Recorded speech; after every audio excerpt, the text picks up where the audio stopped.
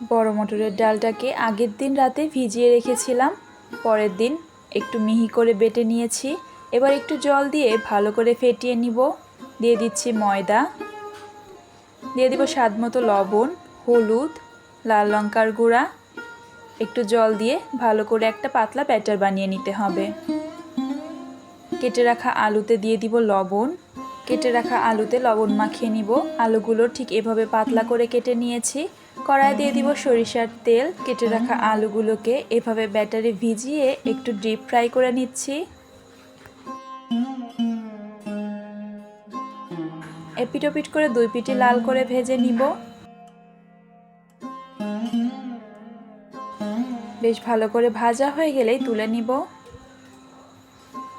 একটা ভেঙে তোমাদের দেখিয়ে দিব। খেতে কিন্তু অনেক মজা হয়েছিল, তোমরা বাড়িতে ট্রাই করতে পারো।